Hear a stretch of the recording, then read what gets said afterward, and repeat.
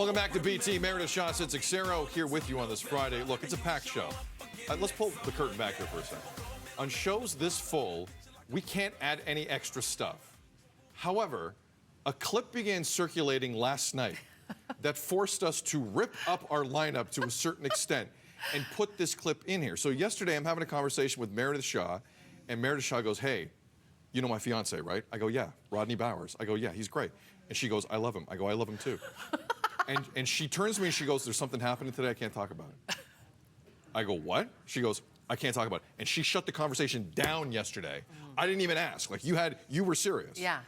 And I'm like, okay, well, sounds like it's a really fun event. Then this happened last night. Rodney is joining us virtually from Canada. Hey, Rodney, you wrote and shared something that happened to you on a school bus. It's so interesting that all of these imprints have happened at such a young age for so many. Tell us about that. Hey, Oprah. Thanks for having me. Much like the previous story, it was an early morning on the way to school. And when I talked to your team, I had never shared this story before, ever, in my entire life. I kept it to me. Yep. That's Oprah and Rodney Bowers. I could not be prouder of him. It was an incredible moment. This was a follow-up special to one that she did on ABC called Shame, Blame, and the Weight Loss Revolution. And she received quite a bit of feedback about that, and not always the best feedback about how they sort of handled that special. And so she and the team decided to do a follow-up one. It aired live last night on YouTube, making the shift, a new way to think about weight.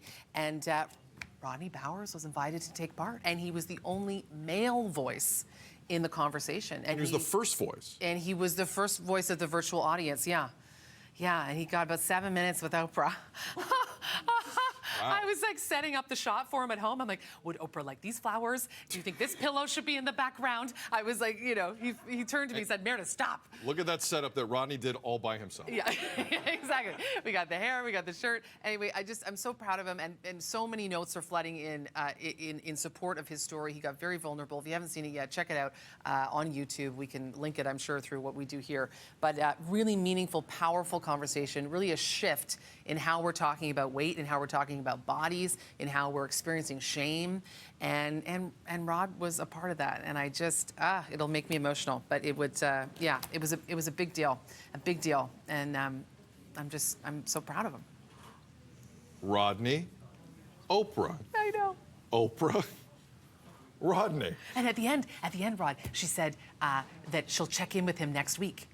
So I think there's a second date. So he has her has Oprah's number right. now, is there's what you're saying. Something's happening That's also. right. So it continues. Yeah. Yep. Normal week. Normal. Very normal. In the Shaw household. Yeah. Normal week. Yeah. It's 8:02. Wow. You're watching BT. That was awesome. That was